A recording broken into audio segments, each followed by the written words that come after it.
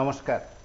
রাজ্যে সর্বশিক্ষায় নিযুক্ত শিক্ষক শিক্ষিকারা যারা এখন সমগ্র শিক্ষার প্রকল্পের অন্তর্গত, তারা প্রত্যেকেই আশা করেছিলেন যে বিজেপি সরকার ক্ষমতায় এসে তাদেরকে নিয়মিতকরণের সিদ্ধান্ত নেবে। তাদের প্রত্যেকের কাছে একটি বক্তব্য ছিল 2017 সাল আগস্ট মাস। তারা আমরণ অনশন শুরু করেছিলেন তৎকালীন বামফ্রন্ট সরকারের বিরুদ্ধে। উরিয়ান চমনিতে তাদের কর্মসূচি ছিল। সেই কর্মসূচিতে তৎকালীন সময়ের বিজেপির প্রদেশ সভাপতি, বিজেপি নেতা বিপ্লব কুমার দেব, সুনীল দেওধর, রতনলাল নাথ, টিঙ্কু রায় সহ আরো অনেকে সেই আমরণ অনশন মঞ্চে সামিল হন। শুধু সামিল হননি, তারা সেই মঞ্চে দীর্ঘ সময় কাটিয়েছেন।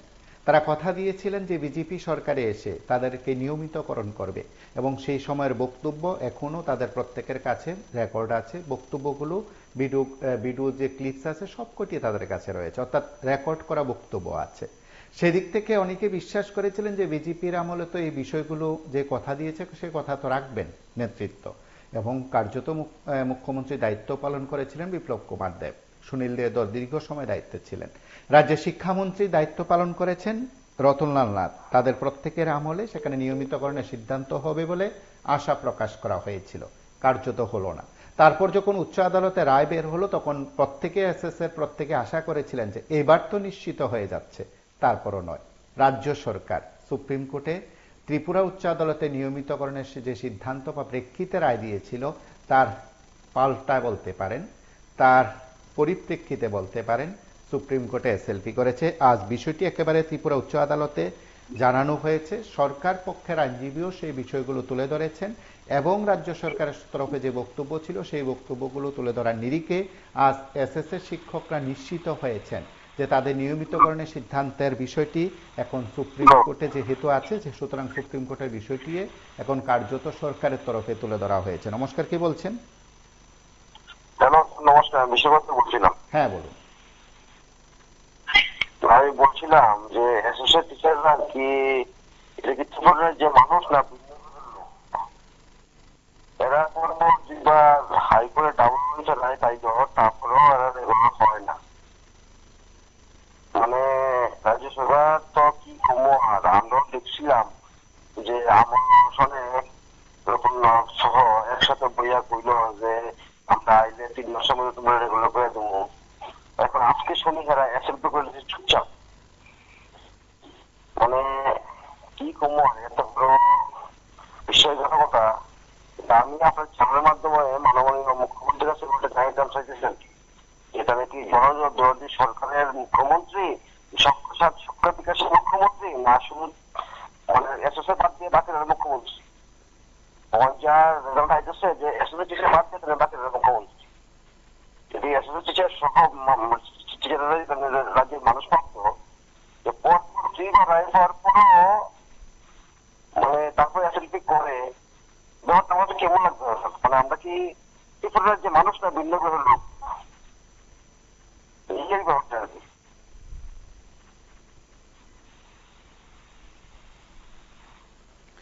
এবং আজ যখন ত্রিপুরা উচ্চ আদালতে এ সংক্রান্ত একটি বিষয়ে মামলা ছিল, সে মামলার নিরিখে যখন আলোচনা করছিলেন, প্রত্যেকে বিষয়টি উত্থাপন করছিলেন, তখন এই কথাগুলোই শোনা গিয়েছে। কার্যত তাদের বিষয়টি নিয়ে আলোচনা চর্চা চলছে। নমস্কার, কে বলছেন? নমস্কার, এবার থেকে বলছি আজকের যে নিয়মিতকরণ এসএসএর যে শিক্ষকদের এই নিয়মিতকরণের আশায় করতে করতে তো এই রাজ্য থেকে শিক্ষক অনেক বাড়ি ঘরে কারণ খালি হাতে ফিরে গেল, আগামী দিনও যাবে। কারণ সরকার যদি দেওয়ার একটা মানসিকতা নিয়ে থাকতো তাহলে সরকার এটা রিপ্লাই করার প্রয়োজন ছিল না। সরকার যদি দিবে মনে কোর্ট রায় দিয়ে দিয়েছিল যে দেওয়া যায়, কিন্তু সরকার দেওয়ার কোনোটা মানে সম্ভাবনা নাই, কারণ না দেওয়ার জন্য ঘুরছে। কারণ আশা তো সবসময় আশাবাদী থাকে সরকার কাছ থেকে, কারণ সরকারের দক্ষতা কিছু করার নাই। সরকার যেভাবে চালাবে সেইভাবে চলবে। কারণ এই সরকারটা মানুষের, আমরা সবসময় বলি কাজ করানো মানুষের নাই, মানসিকতা থাকার দরকার ছিল, কিন্তু সেই মানসিকতাটা নেই। কারণ সর্বক্ষেত্রে বেকারের ত্রিপুরা রাজ্য ঊর্ধ্বমুখী হয়ে রয়েছে। কারণ প্রতিনিয়ত সমস্ত ডিপার্টমেন্ট গুলি শূন্য পদ ডেলি রিটায়ারমেন্টে যাচ্ছে। মানে যারা শিক্ষকরা যারা রিটায়ারমেন্টে যাবে তারা খালি হাতে বাড়িতে যাবে। কারণ 30 বছর 25 বছর 20 বছর যারা চাকরি করেছে তারা কিন্তু খালি হাতে ফিরে যেতে হবে। কিন্তু সরকার এই বিষয়টাকে দেখার দরকার ছিল। কিন্তু এই বিষয়টা সরকারের কিন্তু যে প্রতিশ্রুতিও ছিল কিন্তু সরকার প্রতিশ্রুতি দেওয়ার পরেও কিন্তু সরকার যদি বাঁকা পথে চলে তাহলে তো এটা কি বলার আছে। তারা আশাবাদী, তারা থাকবে, আমরাও আশাবাদী। সেই ক্ষেত্রে কিন্তু আমরা সবসময় আমরা সরকারের কাছে আবেদন করি, সরকারের যে প্রতিশ্রুতি গুলা দিয়েছিল সেই প্রতিশ্রুতি গুলোর মধ্যে থাকলে ত্রিপুরা মানুষের যে কর্মসংস্থান সেটা হওয়ার কথা, কিন্তু সরকার তো সেই জায়গাতে নেই। কারণ থাকলে কারো বেকারত্ব দুর্নীতি হওয়ার কথা না। সরকার যে নিয়মে চাকরি দেওয়ার কথা ছিল সেই নিয়মে যদি চাকরি দিয়ে যেহেতু তাহলে ত্রিপুরার যে মানুষ বেকার যুবক যুবতীরা উঠে যেত। কিন্তু সর্বক্ষেত্রেই সমস্ত ডিপার্টমেন্ট গুলি শূন্য হয়ে গেল। হসপিটালের পরিষেবা বলতে কোনো কিছুই নেই। শিক্ষার তো সেটা বলার অপেক্ষা রাখে না। সর্বক্ষেত্রে কি বলবো, এই সরকার রয়েছে, সরকারের মতো করে সরকারের নিজের অ্যাডভার্টাইজের মধ্যে রয়েছে, কারণ সরকার সরকারের মধ্যে রয়েছে। কালকে আমরা দেখলাম ওই রাজার পদ্ম কিশোরের তার চাপে রাখার জন্য হচ্ছে। আর তারা এই যদি তাদের দাবি থাকে তাহলে তারা সরকার থেকে সরে যেতে পারে। সরকারও রয়েছে, বিরোধিতাও করছে, ক্যান্ডিডেটও রয়েছে, কিন্তু আসলে এটা মানুষকে একটা বোকা বানানোর জন্য সেটা করছে। কারণ সেটা ওইটা একটা বিষয়। কিন্তু আমরা সরকারের কাছে আবেদন করবো, তারা এখন বাড়ি ঘরে যাওয়ার সময়কে নিয়মিত করুন এবং তাদেরকে বাঁচিয়ে দেন আগামী ভবিষ্যতে। এবং যারা আমাদের অনুষ্ঠানগুলো শুনেন, নিয়মিত যারা আমাদের সঙ্গে থাকেন, তারা প্রত্যেকে বিশ্বাস করবেন যে এই সময়ের মধ্যে রাজ্যের যে সর্বশিক্ষা শিক্ষক যারা আছেন তারা দীর্ঘদিন ধরে অপেক্ষা করছিলেন। আজ তো তারা নিশ্চিত হয়ে গেলেন যে হ্যাঁ, সরকার আপাতত নিয়মিতকরণের সিদ্ধান্ত নিচ্ছে না। নমস্কার, কে বলছেন? হ্যালো, লাইভে আছেন, কথা শোনা যাচ্ছে। হ্যাঁ হ্যালো, লাইভে আছেন, কথা শোনা যাচ্ছে। হ্যাঁ লাইভে আছি। হ্যালো, কথা বলুন। হ্যাঁ কথা, সর্বশিক্ষা শিক্ষকদের নিয়মিত ব্যাপারে কথা বলছি। বলুন। হ্যাঁ, সর্বশিক্ষা শিক্ষকদের নিয়মিত ব্যাপারে ত্রিপুরার মুখ্যমন্ত্রী মানে চাহাকে সুপ্রিম কোর্টে গিয়েছেন। হ্যালো, নমস্কার, কে বলছেন?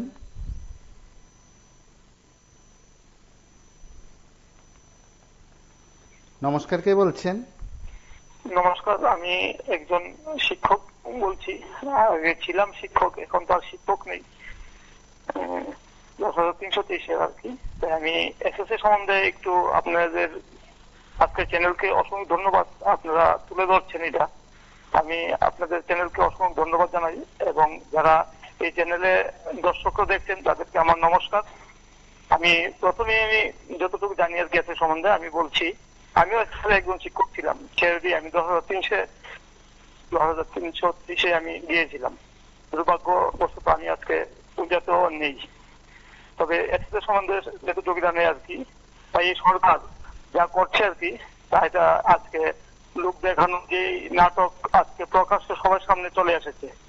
আমাদের রাজ্যের প্রাক্তন মুখ্যমন্ত্রী এবং প্রাক্তন শিক্ষামন্ত্রী, ওনার নাম আমি নাই বললাম, উনি চাণক্য বলে পরিচিত। উনি যেভাবে খাতা কলম দেখিয়ে হাত নেড়ে নেড়ে কথা বলতে, আজকে ওনার লজ্জা হওয়া উচিত ছিল। আজকে শিক্ষকদের নিয়ে কি তালবাহানা করছে। উনি প্রত্যেক দিন একদিনের পরে একদিন যখন শিক্ষকরা চলে যাচ্ছিল টেনশনে কতবার দেখা করতে গিয়েছিল, কিন্তু উনায় বলছেন আমরা সরকার পজিটিভ। এখনো পজিটিভই বলবে এই সরকার। আমি দুঃখের সহিত বলতে হচ্ছে আমাদের রাজ্যের মুখ্যমন্ত্রী প্রাক্তন বর্তমান, তাদের কাছ থেকে আমিও ছিলাম সংগঠনে গিয়েছিলাম, যদিও আমি কি বলবো আর আপনাকে, আমার ভাষা প্রকাশ করার মতন হচ্ছে না। আমরা 10 থেকে 12 বার দেখা করার জন্য, শুধু একমাত্র দেখা করার জন্য মুখ্যমন্ত্রীর সাথে আমাদের সময় দেয়নি ওনারা মাইকের মাধ্যমে এবং অন্য জায়গায় কি ভালো ভালো কথা বলছে, এখন বক্তৃতা বলছে। তাদের বলতে কি বলবো আর, 7 বছরের ভিতরে একবার দেখা করার সময় দেননি ফজল বাবু এবং বাস্তব বাবুকে, তারা করবে রেগুলার। মানে কি বলবো আর, এখন বড় বড় কথা বলে। কিছুদিন আগেও আজকে আমি শুনেছি মুখ্যমন্ত্রীর সঙ্গে, বর্তমান মুখ্যমন্ত্রীর সঙ্গে বিএমএস এর যে কয়েকজন লোক ছিল তারা দেখা করেছে, টিচাররা সংগঠন বানিয়েছে, দেখা করে বলেছে। হ্যালো, আপনার কথা শোনা যাচ্ছে, বলুন। আজ দেখা করে বলেছে আমরা পজিটিভ, আপনাদের সঙ্গে কথা বলে তারপরে আমি বলবো, আমরা সুপ্রিম কোর্টে যাব না। একজন মুখ্যমন্ত্রী হয়ে এরকম ভাবে মিথ্যা কথা বলতে পারে আর আমাদের চাণক্যর কথা আমি বাদিয়ে দিলাম, ওনার নাম এখন আপনারা ভালো করে জানেন, কারণে বলে যে নাই তাই নেই, ওই তাইনের কথা বলছি। হারানারে বলছে কি 2017 সাল বলছে, বিধানসভা বলতো 16 সালে যে টিচারদের টাকা এত টাকা দেওয়া হয় না শিক্ষকরা, কি মায়া কান্না ছিল। প্রাক্তন মুখ্যমন্ত্রী উনিও বলেছিলেন এই যুগান্তরের রূপে এসে। এটা আপনারা নমস্কার, কে বলছেন? নমস্কার, কে বলছেন?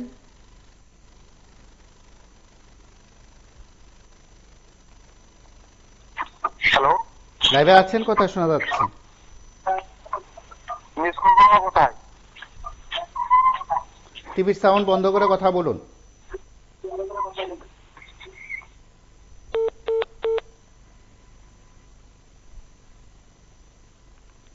নমস্কার, কে বলছেন? নমস্কার, আমি উদয়পুর থেকে বলছি। হ্যাঁ, বলুন। আসলে আমাদের আমি টিভি 24 চ্যানেলকে অনেক অনেক ধন্যবাদ জানাই। আমাদের এই বিষয়গুলো আপনারা চ্যানেলে তুলে ধরেন, অনেক ত্রিপুরার বিভিন্ন বিষয় নিয়ে আপনারা তুলে ধরেন, ত্রিপুরার মানুষের কথাগুলো তুলে ধরেন, যার জন্য অনেক অনেক ধন্যবাদ এবং অভিনন্দন। আর বিশেষ করে কি বলবো, আমাদের যে এসএসসি টিচারদের যে বিষয়টা, সেটা হলো এককালীন আমাদের পূর্বতন মুখ্যমন্ত্রী যিনি ছিলেন, তিনি তো আমাদের অনশন মঞ্চে এসে আমাদের বিষয়ে অনেক বড় বড় কথা বলে গিয়েছিলেন।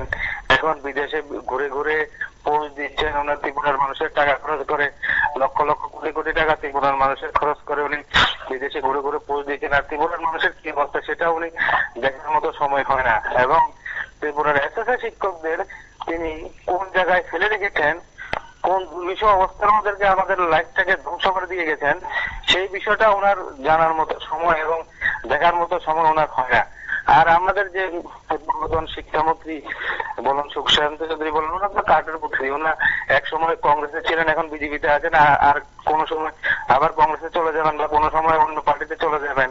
তো এইভাবে আমাদের ত্রিপুরা রাজ্যের মানুষের জীবনটা ধ্বংস হয়ে যাবে। তো এটাই আর কি বলবো। ধন্যবাদ।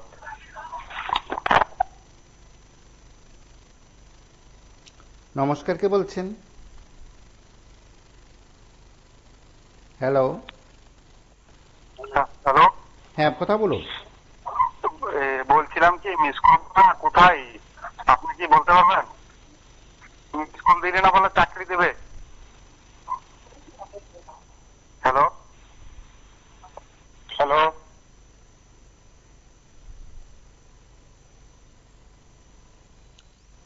নমস্কার, কে বলছেন?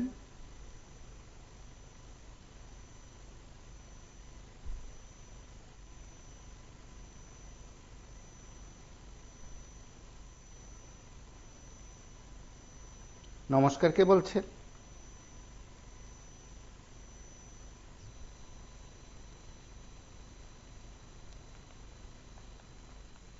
নমস্কার, কে বলছেন?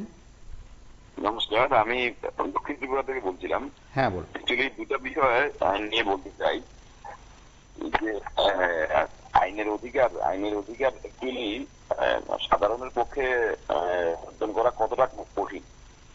যদি আমরা দেখেছি সরকারের বিরুদ্ধে কোন সাধারণ মানুষ যদি মামলা করে যদি জয়লাভ করে, সরকার কিন্তু কৌশল করে বিভিন্ন পন্থা অবলম্বন করে ওইটাকে পালন না করে, জনস্বার্থে কাজ না করে, কৌশল করে সবসময় চালিয়ে যাওয়ার বঞ্চনা করার প্রকৃতিটা বহুলাংশে বেড়ে গেছে। এখন আমার কথা হলো যে সর্বসাধারণ কতক্ষণ লড়াই করছে সাধারণের অধিকারটা অর্জন করার জন্য। মানুষের তো একটা আর্থিক ক্ষমতা থাকে বা সংগ্রাম করার একটা লিমিটেশন আছে। আর দ্বিতীয় কথা হলো, আমাদের এখন পর্যন্ত দেখলাম না কোন রকমের কোন কর্মচারী সংগঠন প্রকাশ্যে বা খোলামেলা ভাবে এই অনিয়মিত কর্মচারীদের পক্ষে খোলাখুলি মতামত প্রকাশ করতে। তারা শুধু নিজেদের স্বার্থ নিয়েই আছে। সবার কাছে, সব রকমের কর্মচারী সংগঠনগুলির কাছে বিনম্র অনুরোধ করছি আপনার চ্যানেলের মাধ্যমে, যাতে অন্তত অন্তত আমাদের এই বিষয়টাকে খোলাখুলি সমর্থন করেন এবং সর্বসাধারণের মাধ্যমে তুলে ধরেন, জনসমক্ষে তুলে আনেন। আমরাও তো কর্মচারী, আমাদের ন্যায্য অধিকার আছে, এই অধিকারটুকু আমাদের দিন। আপনারা করজোরে সব কর্মচারী সংগঠনের কাছে অনুরোধ, আপনারা সরকারের দোষর হয়ে থাকবেন না, কর্মচারীদের সাথে কিছু করুন। নমস্কার।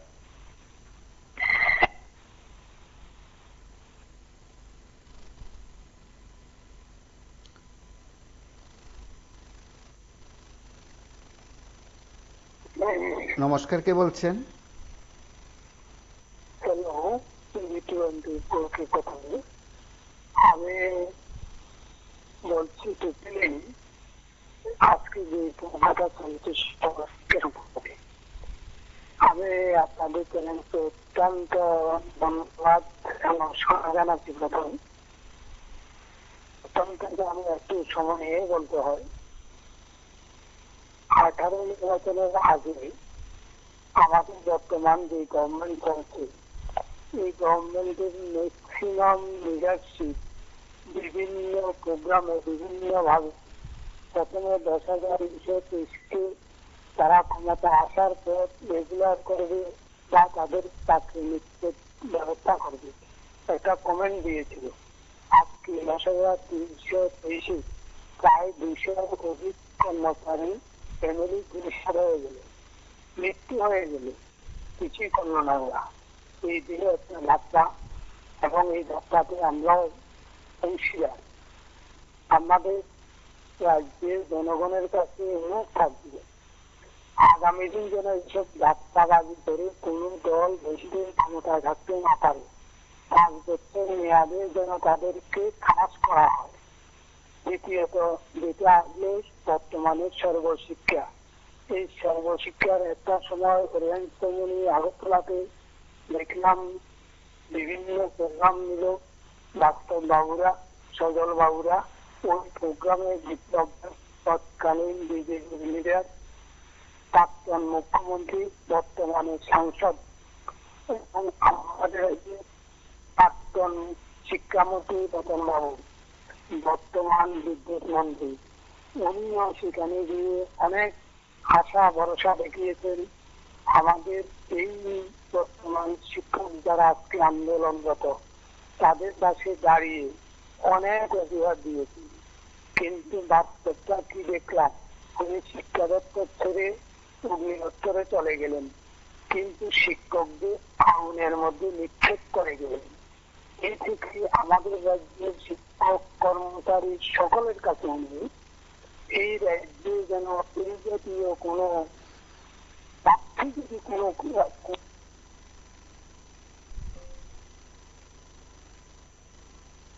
অ্যাকচুয়ালি দেখুন, আপনাদের মাধ্যমে রাজ্যের সমস্ত মানুষ এবং রাজ্যের সমস্ত সর্বশিক্ষা শিক্ষকদের জানাচ্ছি, আজকে আমাদের মাননীয় উচ্চ আদালতে সর্বশিক্ষার নিয়মিতকরণের ব্যাপারে টেট বা সিটেট লাগবে কিনা সেটা গত 16 জুলাই ত্রিপুরা উচ্চ আদালত পরিষ্কার করে স্পষ্টভাবে বলে দিয়েছিলেন যে সমস্ত শিক্ষকদের নিয়োগ এর বিজ্ঞাপন 29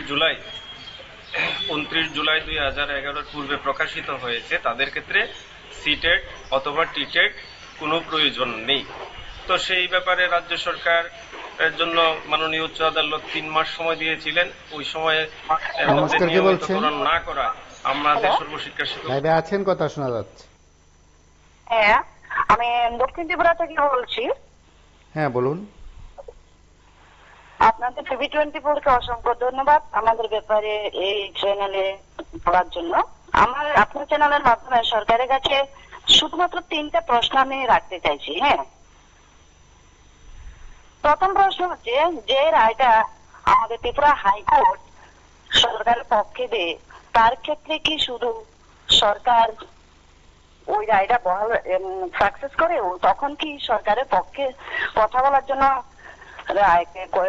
হাইকোর্টকে মান্যতা দেয়? আর বিপক্ষে তখন আর হয় না। যেহেতু সর্বশিক্ষার্থীদেরকে রেগুলার করার জন্য 2বার হাইকোর্ট রায় দিয়েছে, আমাদেরকে রেগুলার না করে এখন সরকার সুপ্রিম কোর্টে এসএলপি করলো, কারণ এটা সরকারের বিপক্ষে গেল, তো তাই।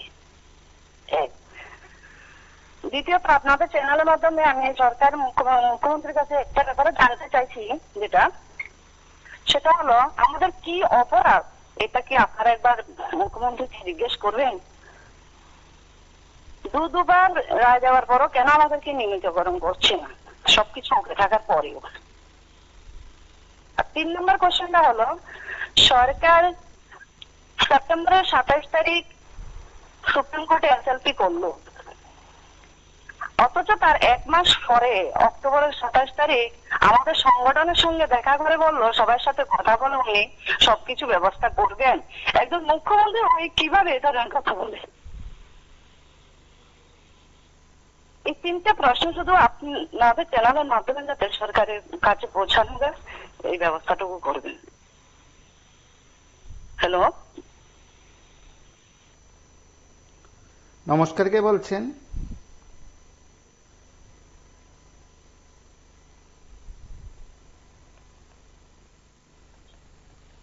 নমস্কার, কে বলছেন? নমস্কার দাদা, আমি সুনীল কুমার দাস বলছি। হ্যাঁ, বলুন। দেখুন, এই সরকারটা মানসিকতাই ভালো না, এরা করবো না কোনো কিছু। আপনি জানেন যে এরা কিভাবে, এই যে শাসকটা কিভাবে রাজত্ব করে দেখাতে আমরা ভারতবর্ষে। আগের দিনে রাজা কিন্তু প্রথম যখন রাজা তৈরি করলো, এরাই কিন্তু করতো। এই ক্ষত্রিয় বংশ থেকে যে একটু বুদ্ধিমান এরা রাজা বানাইতো এবং তার মাধ্যমে এরা শোষণ করত এই মনোবাদীরা। তো এই শোষণে তারা কি করত, আজকাল দেখেন প্রতিটি মন্দিরে যদি আপনি চেক করেন পর্যাপ্ত পরিমাণ সোনা দানা দন দৌলত এরা ঘরে ঘরেও আছে, মন্দির স্টকে আছে। এইভাবে তারা পলিসি করে রাষ্ট্রটা পরিচালনা করতেছে। আজকের দিনও তাদের হাতে এই ক্ষমতা। তারা বিজ্ঞান বিশ্বাস করে না, কারণ বিজ্ঞান বিশ্বাস করতে গেলে চাকরি দিতে এবং মানুষ উপযুক্ত করে তুলতে দেশটা সামনের দিকে যাইব। তারা এটা জানে যে বিজ্ঞানের যদি আমরা বিশ্বাস করি তাহলে এই মানুষ আমাদের, এই ভারতবর্ষের মানুষ আমরা ভারতবর্ষে থাকার লেগে দিত না। যার লেগে তারা আমরা দৃষ্টিভঙ্গি ভগবানের দিকে ঘুরে দিছে। ভগবান বলতে তো কিছুই নেই। এটা আমরা আঙুল দিয়ে আজকে আপনার লাইভে যারা আছে তারা আঙুল দিয়ে আমি বলতেছি তারা চোখে যে তারপরেও মানুষের কিছু জায়গাতে আয় তারা ভগবান বিশ্বাসী। ভগবান আবিষ্কার করানো তাদেরই কার্যকলাপ। যেমন রাজা আবিষ্কার করছে, তারা ভগবান আবিষ্কার করছে মনোবাদী RSS-রা। যার লেগে এই প্রধানমন্ত্রীরে তখন তো রাজা বানাইছে, এখন প্রধানমন্ত্রী বানাইতেছে রাষ্ট্রের কারণে, কারণ সংবিধানের কারণে রাজা প্রধানমন্ত্রী হইতে বাধ্য রাজনৈতিক দল। রাজার জামানা শেষ। আজকে দেখেন তারা একই ফর্মুলা চলছে, শুধু রাজার জায়গা প্রাইম মিনিস্টার জায়গা মুখ্যমন্ত্রী বা বিভিন্ন মন্ত্রী। কতটা কিন্তু গুরুত্ব দিয়ে যদি মানুষের সাথে হয়তো মানুষ পরিবর্তন হবে, আর নাহলে বাস তারা নেব আমরা যাবো। আজকাল তারা গোলাম বানিয়ে নিচ্ছে প্রধানমন্ত্রীদের, চিফ মিনিস্টার যত মিনিস্টার আছে রাজ্যের গোলাম বানিয়ে নিচ্ছে। আপনাদের গোলাম বানায় তারা অত্যাচারটা কিন্তু ঠিকই রাখছে। তারা ভগবান বিশ্বাসী, দেবতার মন্দিরে এখন দেখেন গলা শিশুর গলায় মালা পাইতেন, তিলক পাইতেন, তারা কিরম শিক্ষা দেওয়া আরম্ভ করে দিচ্ছে বাচ্চারা, পড়ার নামে নাম নেই।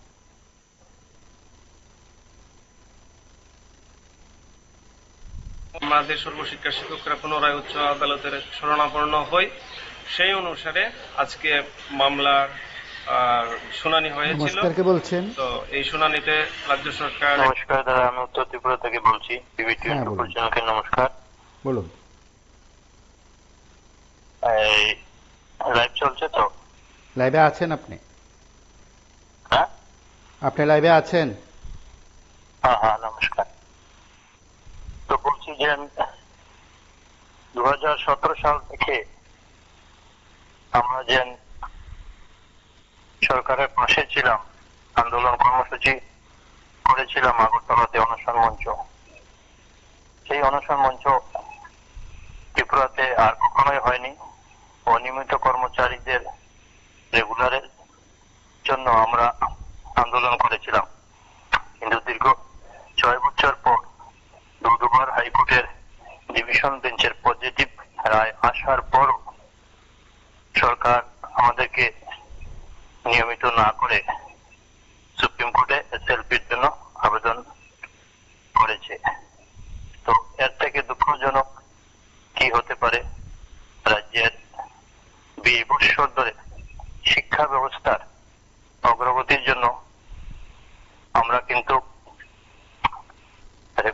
কর্মচারী ন্যায় সমানভাবে কাজ করে যাচ্ছি, কিন্তু দেখা যাচ্ছে আমাদেরকে দিয়ে দেওয়া হচ্ছে না।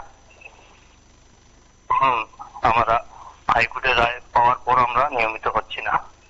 আগে বলা হয়েছিল হাইকোর্টের রায় যদি আসে তাহলে সরকার আমাদেরকে নিয়মিত করে দেবে, কিন্তু দুবার হাইকোর্টের পজিটিভ রায় আসার পরেও কেন এটা সুপ্রিম কোর্টে নিয়ে যাওয়া হলো? এটা তো আমাদের কোন কোথায় গিয়ে আমরা কিভাবে এর বিচার পাবো? কারণ সর্বশিক্ষা শিক্ষক ত্রিপুরাতে 2004 সাল থেকে প্রত্যন্ত অঞ্চলে চাকরি করছেন। আজকের দিনে 30% বিদ্যালয়গুলা সম্পূর্ণ 100% সর্বশিক্ষার উপর, শিক্ষক শিক্ষিকাদের উপর নির্ভরশীল। টিচার ইনচার্জ, বিএলও, ইলেকশনে ডিও, এইসব কর্মসূচি সর্বশিক্ষা শিক্ষক শিক্ষিকাদেরকে দিয়ে করানো হচ্ছে, কিন্তু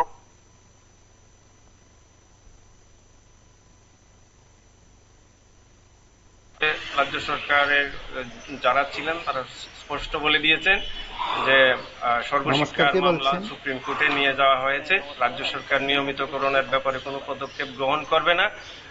এবং ডায়েরি নম্বরটা দেখলাম আপনাদের চ্যানেলে চলছে, লিড চলছে যে সর্বশিক্ষা বিষয়ক নিয়ে। হ্যালো হ্যালো, শুনতে পাচ্ছেন?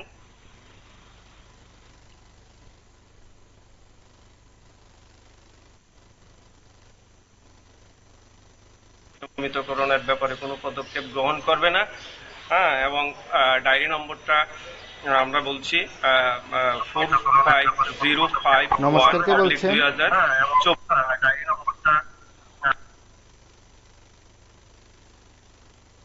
2024 27/9/2024 রাজ্য সরকার সেই মামলাটাকে সুপ্রিম কোর্টে আপিলের জন্য, এসএলপির জন্য ফাইল করেছে। আমরা কি বলবো, আমরা নমস্কার, খুবই হতাশ রাজ্য সরকারের এই। আমি কাঞ্চনপুর থেকে বলছি। দেখলাম আপনাদের আলোচ্য বিষয় আজকে এসএসএ নিয়মিতকরণ।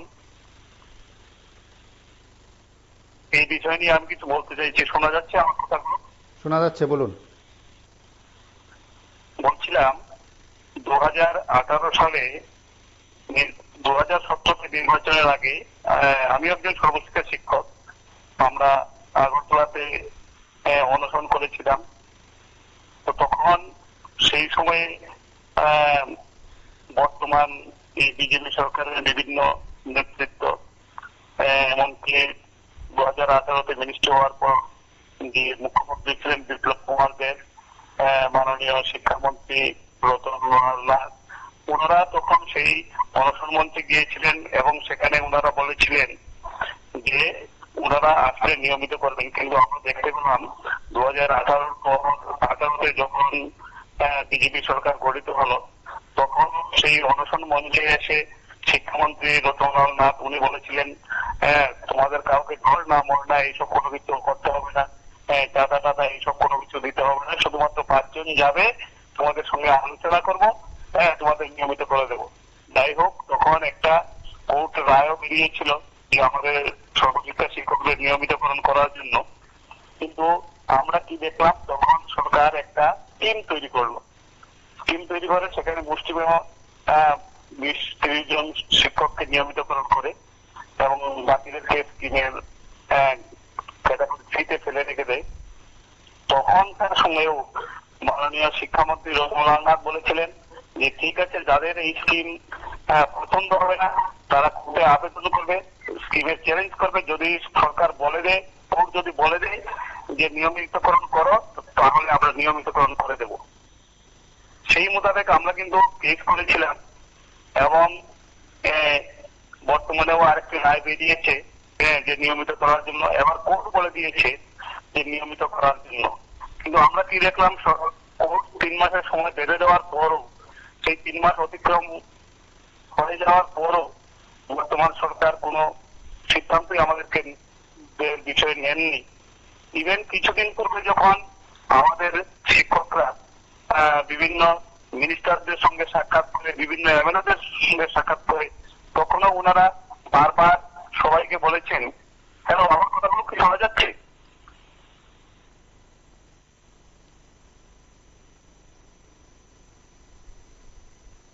সরকারের এই সিদ্ধান্ত আজকে আমাদের তরফে নমস্কার, কে বলছেন? যে আমাদের আমি কুমারঘাট থেকে বিষয়টা বলছি। কি হচ্ছে, হ্যাঁ, বলুন। যেহেতু এসএলপি আচ্ছা, আমরা তো টিভিতে নেই, ফোন থেকেই বলছি। আজকের প্রোগ্রামটা করার জন্য আপনাদেরকে অসংখ্য ধন্যবাদ।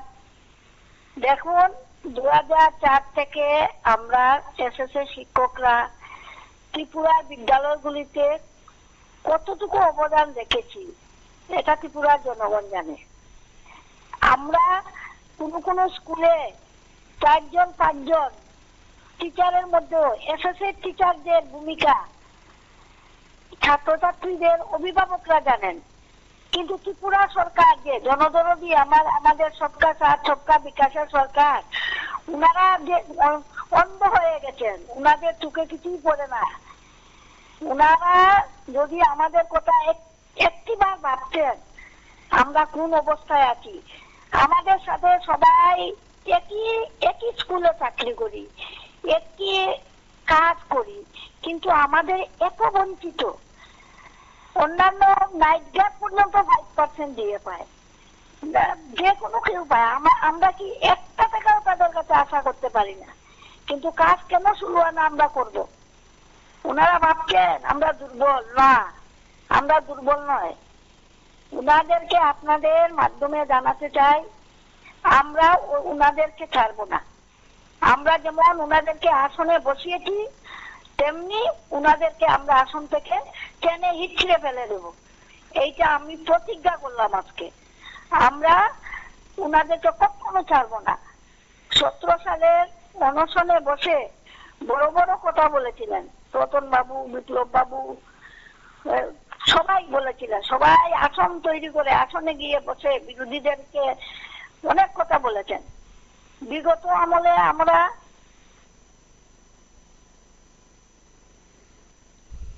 যেহেতু এসএলপি হয়েছে, এখনো স্টে আসেনি কিছু করার জন্য, তো উচ্চ আদালত নমস্কার, কে বলছেন?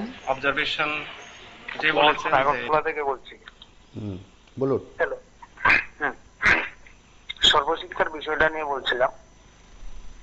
এটা তো সবারই জানা, রাজ্য সরকার আমাদের কি প্রতিশ্রুতি দিয়েছিল, যেটা আপনারা আপনাদের নিউজ চ্যানেলের মাধ্যমে তুলে ধরলেন।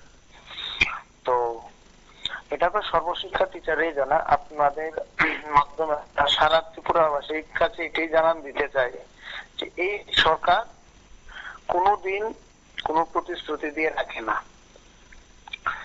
এই সরকার হলো একটা চরম অবদত্তের সরকার।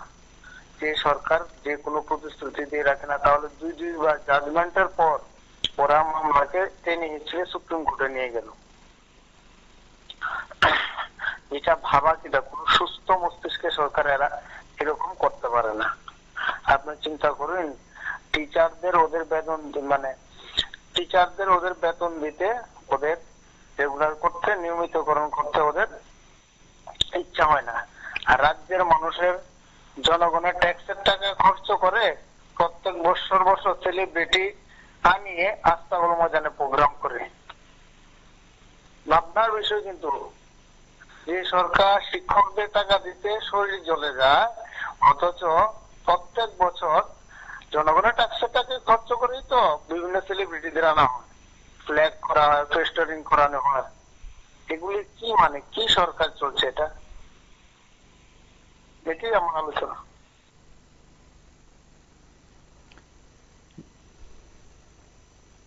যে বলেছেন যে এটা যেহেতু সুপ্রিম কোর্টে এসএলপির জন্য পরবর্তী ডাইরেকশন আসে। হ্যালো, লাইভে আছেন, কথা শোনা যাচ্ছে।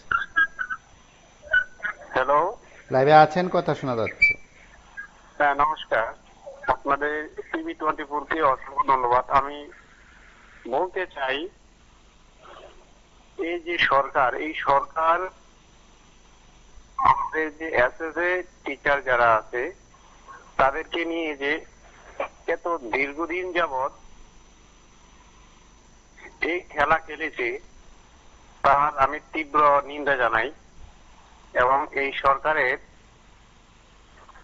যে ভূমিকা, এই ভূমিকাকে আমি তীব্রভাবে আমি তার বিরোধিতা করি। সরকারের এই কাজটা খুবই খারাপ দিক বহন করে এনেছে। আমি সরকারকে বলতে চাই, এই সরকার আর বেশি দিন টিকবে না, এতটুকু আমার বলার কথা।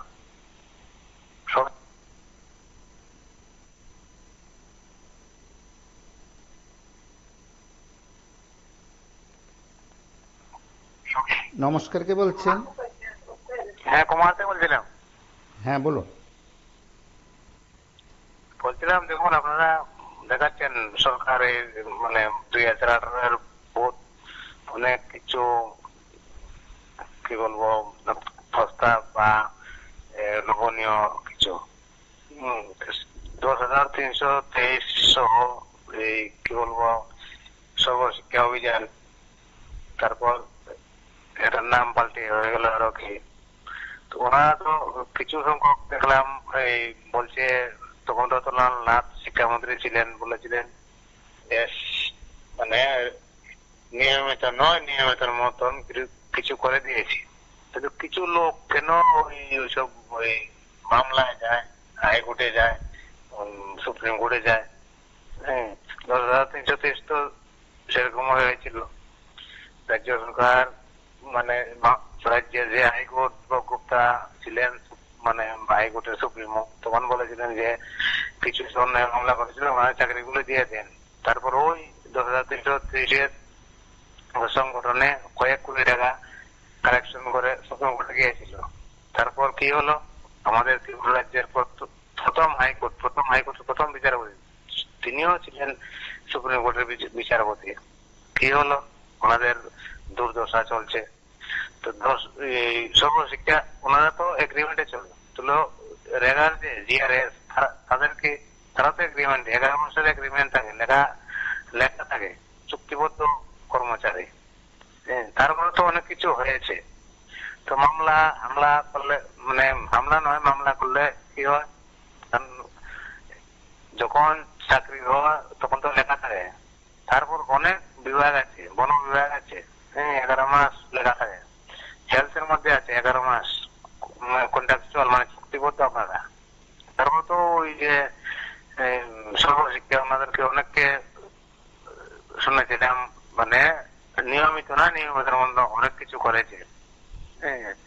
ওনারা আবার একটা গ্রুপ দেখলাম কোর্টে চলে গেল।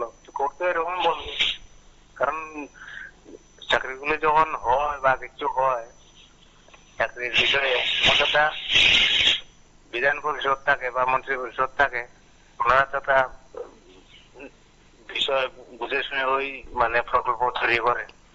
তো এগুলি হলো একটা বৃহৎ অংশকে ক্ষুদ্র অংশ নষ্ট করার জন্য এরকম চলছে। আমি বলবো এখন আপনাদের এগুলো ঠিক হবে না। সর্বশিক্ষা যারা যেরকম দিয়েছে প্রাক্তন শিক্ষামন্ত্রী রতনলাল নাথ আর বর্তমানে শিক্ষামন্ত্রী বলতে ডক্টর মানিক শাহ, অনেক কিছু করতে পারবেন না।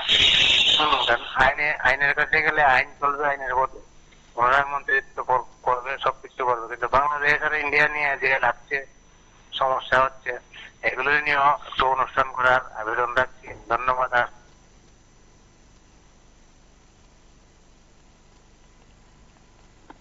নমস্কার, কে বলছেন? হ্যালো, লাইভে আছেন, কথা শোনা যাচ্ছে। নমস্কার, আমি লংট্রাইদেরি থেকে বলছি। হ্যাঁ বলুন। প্রথমে ধন্যবাদ জানাবো আপনাদের টিভি24 চ্যানেলকে, কারণ আমরা আপনাদের চ্যানেলের মাধ্যমে আমাদের অর্থাৎ এসএসসি কন্ট্রাক্ট টিচার বন্ধ করার কথা রাজ্যবাসীর কাছে পৌঁছাতে পারবো আশা করি। আমি এসএসসি বিষয়ে কিছু কথা বলতে চাই, রাজ্যবাসীর কাছে পৌঁছাতে চাই। এসএসসি চালু করেছিলেন ভারতের প্রাক্তন প্রধানমন্ত্রী ভারতরত্ন যিনি প্রয়াত অটল বিহারী বাজপেয়ী 2001-2002 সালে এসএসএ অভিযান চালু করেন। 6 থেকে 14 বছরের শিশুদের প্রত্যেককে বিনামূল্যে আঙ্গিনায় আনা এবং গুণগত মানের শিক্ষা সুনিশ্চিত করার জন্য। এটা আমাদের ত্রিপুরা রাজ্যে চালু হয় 2003 এবং 2004 শিক্ষাবর্ষে। তখন তৎকালীন সিপিআইএম সরকার এসএসসি কন্ট্রাক্ট টিচার নামে চাকরি দেওয়া শুরু করে। 2004 থেকে যারা এসএসসি কন্ট্রাক্ট টিচার পদে নিযুক্ত হয়েছিলেন তখন থেকে একজন নিয়মিত কর্মচারী মতন এসএসসি কন্ট্রাক্ট টিচাররা সরকারের বিভিন্ন কাজের দায়িত্ব পালন করে থাকে। যেমন ইলেকশন কাজে বিএলও, ডিউ, চাইল্ড সেন্টার, আদমশুমারি ইত্যাদি ইত্যাদি। আপনারা বিশ্বাস না করলে প্রতিটি জেলায় অথবা প্রতিটি মহকুমায় যাচাই করে দেখুন, একজন এসএসসি কন্ট্রাক্ট টিচার 5, 6, 7, 8 বছর ধরে বিদ্যালয়ের পঠন পাঠন বাইরে বিএলও কাজে নিযুক্ত হয়ে সরকারের কাজ দায়িত্ব পালন করে আসছে। আরো বলতে গেলে আমাদের এসসি এলাকায়, প্রত্যন্ত এলাকায় এসএসসি কন্ট্রাক্ট টিচারদের ছাড়া বিদ্যালয় চলেই না, সবগুলো কন্ট্রাক্ট টিচারই চালাতে হচ্ছে। কিন্তু এইগুলো সরকার চিন্তা ভাবনা করা দরকার মনে করি। আরো বেশি কিছু বলতে যাব না, সুতরাং বলবো যে কোন সরকার শিক্ষক সমাজকে পিছনে ফেলে তাদের বিরুদ্ধে মামলা করে রাজ্য ও দেশ কোনোদিন উন্নতি হতে পারবো না। ধন্যবাদ।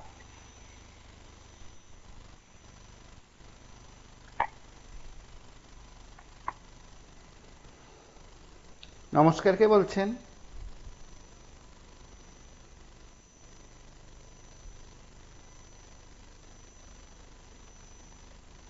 হ্যালো, কথা বলুন। হ্যাঁ, বলছি যে আমরা সর্বশিক্ষা শিক্ষকরা ওনার কাছে যখন রক্তদান শিবিরের জন্য সময় চেয়েছি, উনি সময় দেননি। কিন্তু পরবর্তী সময়ে ওনাকে দেখলাম বড় বড় কোটি কোটি হোটেল মালিকের, যারা হোটেল মালিক আছেন তাদের জন্য উনি সময় বের করে রক্তদান শিবির করেছেন।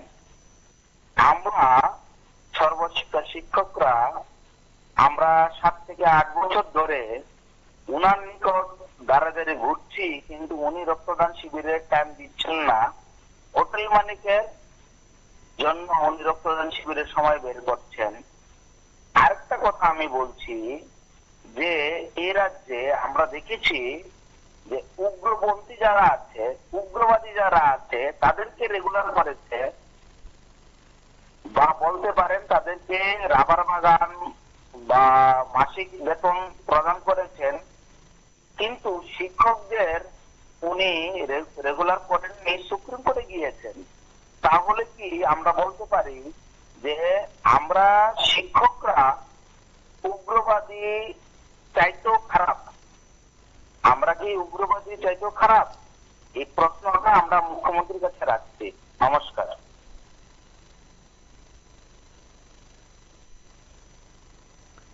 নমস্কার, কে বলছেন? হ্যালো, কথা বলুন।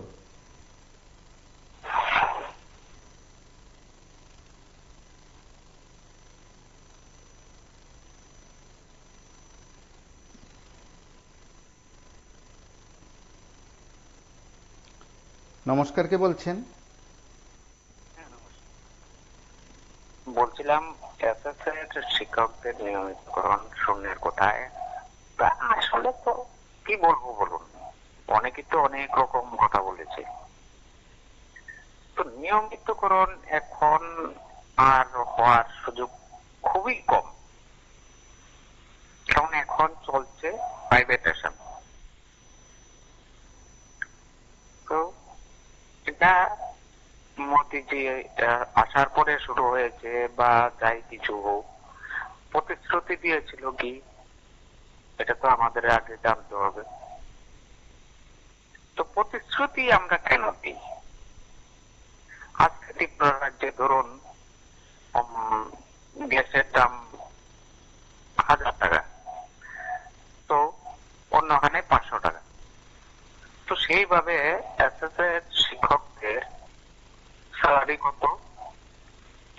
অন্য শিক্ষকদের স্যালারি। তো কোনো মানুষ সমকাজে সমবেতন,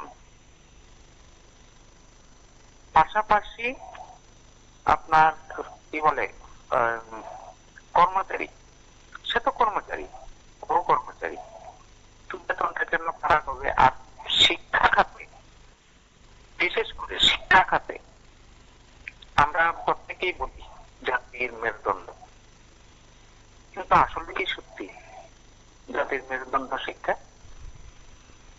আজকে শিক্ষক নেই, একজন শিক্ষক, ব্যাপারটা খুললেই দেখি একজন শিক্ষক দিয়ে চলছে। সে যদি অসুস্থ হয়,